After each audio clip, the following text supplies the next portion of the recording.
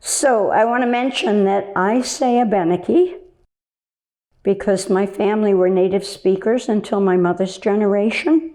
In our language is phonetic, and it's spelled Abenaki, and so Abenaki. Here in New England is Abenaki. That's simply the difference between the way the native speakers or the French speakers pronounced it and the English speakers pronounced it. So either one is correct. It's not that one is right and one is wrong. They're both okay. So this is the Wonder Box, and the very first layer, and in this you'll find a children's book called Many Hands. It's a really, really wonderful book about basket making, and it's Penobscot, and it's a beautiful book. I love it. Another book that's included is Woven Through the Sweetgrass, and this is a book about my family.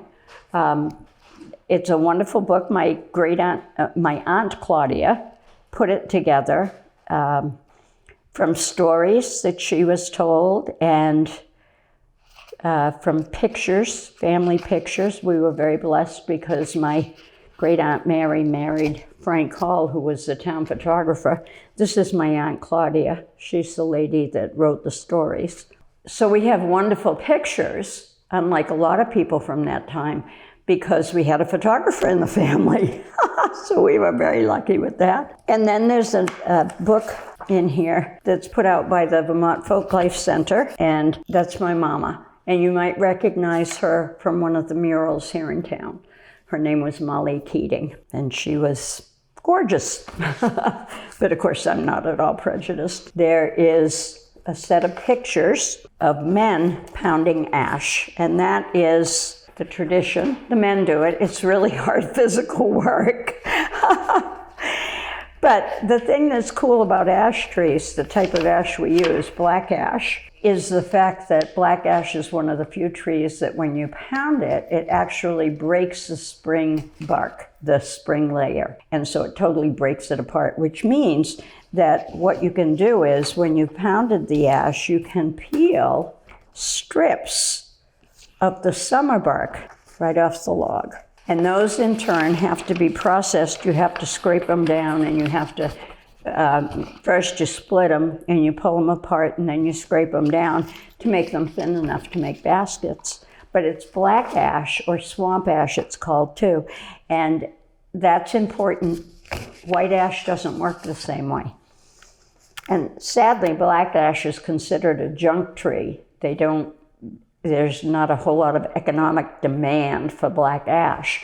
And now, of course, with the emerald ash borer, it's being decimated. And that's really very worrisome for basket makers like myself. So the purpose of white gloves for any museum or any organization that has artifacts, that has things that are old, is to help protect those things. So when you handle artifacts, you want to use those gloves so that you're not inflicting any damage, so that the oils in your skin aren't getting on it, so that the materials themselves are protected as much as possible.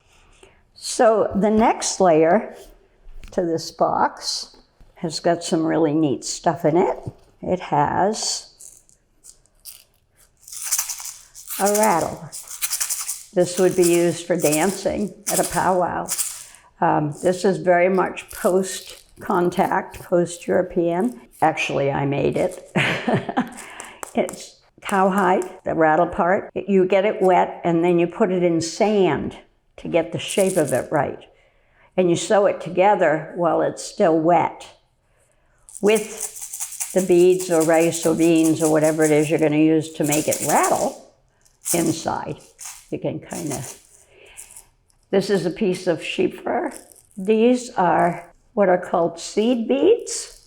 The brand name of these is Delicas.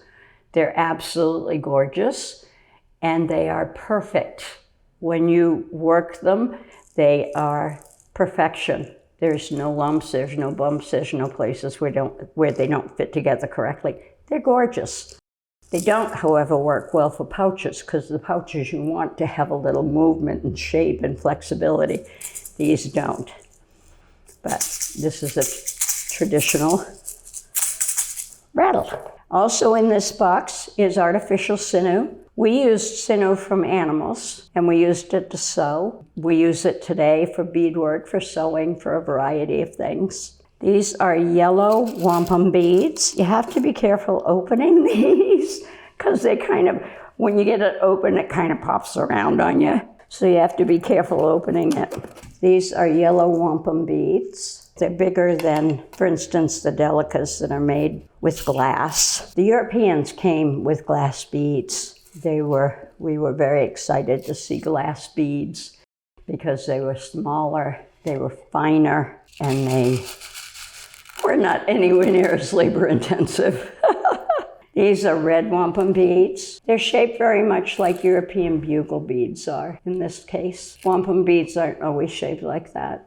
They vary. Most wampum beads are actually white or purple because they come from a shell, a quahog shell. And so the more purple you had on the shell, the more highly prized it was because you could make the purple beads and they were the most valuable. And then you would make white beads with the rest of the shell. So I want you to think about this because beads that Native people made had to be made from shells or from rocks. And that was extremely labor intensive. You could cut out the shape of a bead and then you had to drill a hole in it. And usually the hole was drilled with bone. So you could get partway through it and break the whole darn thing. And you had to start all over again. Very, very labor intensive. And then there's a little kit in here for everybody to try a little bit of their own beadwork. These are pony beads, they're bigger. And these are pipe cleaners, and you can string some beads. Oftentimes we'll do that with young people and make bracelets and things. It's kind of fun. In here is also flint, steel, char, and tow. This would have been what people would have carried around to build fires with. So flint is a type of stone, and it will make sparks. This material burns really easy. So it's easy to start a fire if you have that kind of material. Back in the ancient days, if you saw the first wonder box, you know that we did it with sticks. We would start fires with sticks and often used like milkweed fluff or pine needles or leaves that came off of a tree once they were dried to start fires with. Also in this box are two pipes. Now these are carved. This one is bone. I think this one is stone, isn't it? Carved, again, very labor intensive. Usually what was smoked in these there was a local tobacco, but people all made their own blends of stuff to smoke. And they often were called kinnikinnick. And that could be a variety of whatever was available that people thought tasted good or whatever. The smoke is messages that you send to the Creator. So pipes and, fires that you have in the center of a dance circle, for instance, are part of spiritual beliefs as well. Europeans brought metal, worked metal, which made life ever so much easier. Here's an awl that's attached because it's very sharp and we don't want people poking themselves with it. And this was used for all kinds of things. Drilling holes in beads, for instance, you would use an awl. You would use it for basket making. I use awls when I make baskets. Again, metal. It was very exciting for us to have metal. Make fish hooks. You saw the other box, you saw the bone fish hooks. And then we were able to move to metal fish hooks, which were stronger. One of the things you'll see that metal began to be used for decorative materials as well by Native people. Again, another sample of beaver. When the Europeans came, that was the big thing they really wanted from us, was beaver, partly because this short, soft beaver fur underneath the long stuff was what they made top hats out of in Europe. So top hats were something every gentleman had to have, and it was made with beaver. This is a fancy basket. So we made baskets before the Europeans came, but we made them to use. We made them to carry things, and we made them for harvesting and cooking even. But when the Europeans came, we started making fancy baskets, which were for sale. It was a way to try and make a living because a lot of the ways that we had survived before that were taken away from us. And so we had to find an income. So we made baskets of ash. The Europeans brought dyes with them, and so they started having colors. These fancy things on the side are called curls, and there's a variety of different kinds of curls you can do, but they added to the beauty of the basket. The Victorians particularly liked very fancy things, and so we would make fancy baskets. Native people would come down from the reservations, and they would go to places like Conroy and Bethlehem and Laconia, places where they could set up shops and sell their baskets during the summer to the tourist trade. Oh, my great-grandfather sold them here in town, yeah. But a lot of my family members did. We had family members that were in Conway. There are postcards. I should have brought them.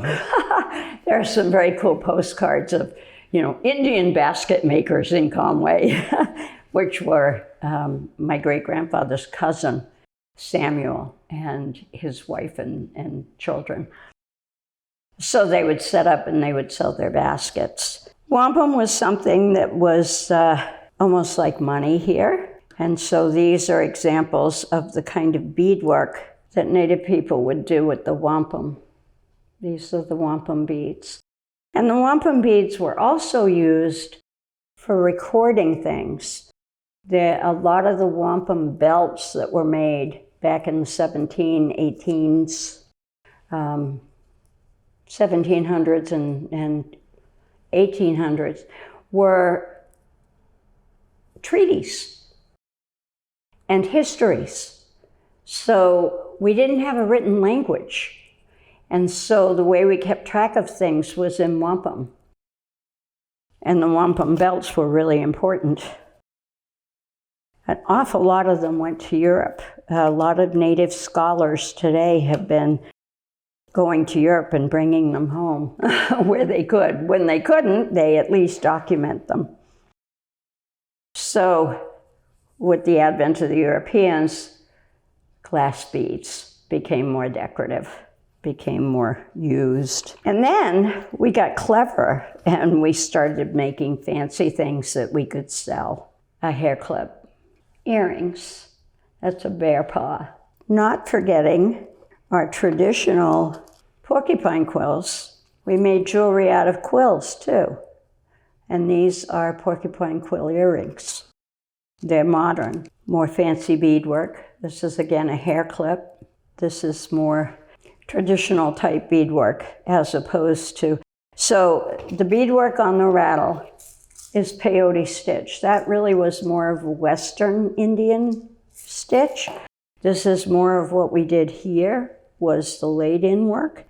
Metal beads. So if you have gone to a powwow and you've seen fancy dancers wear what they call jingle dresses, which are dresses that are covered with little pieces of metal that are shaped like this. Traditionally, those dancers were wearing snuff box covers that were curled up into a spiral kind of shape usually around something, solid, which made this shape. And when you put a bunch of them on a dress and you dance, they make a wonderful noise.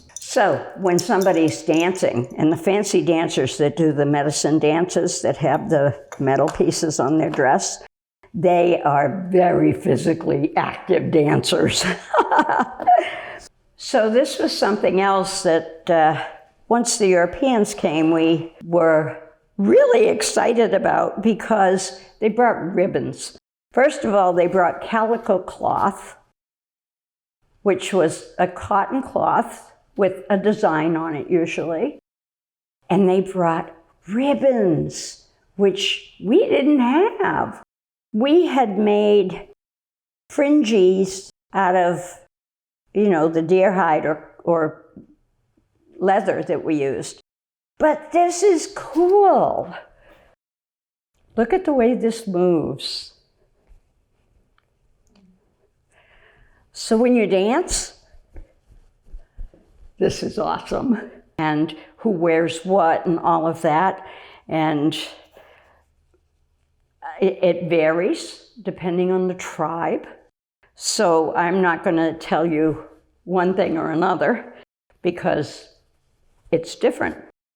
But ribbon shirts can be seen all over the country at powwows, all over the country. The final box, there are a few more items. There's a basket. And again, ash. This basket, unlike the earliest ones, was made on a mold. So what happened is in the 1880s, 1870s, 1880s, some people came to the res and they said, we want to sell your baskets, but to do that, we need to be able to put them in a catalog.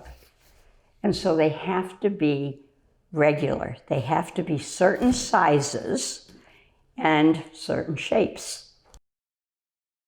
So to do that, we're going to bring you these wooden molds, these wooden shapes, and we're going to ask you to make your baskets on these wooden shapes so that when we print our catalog, we can say, this is a 3-inch diameter basket. And every basket that you make us and every basket that we sell will be 3 inches. And so at Odenek, at our reservation, and many others, people started making their baskets on a mold. This was a mold.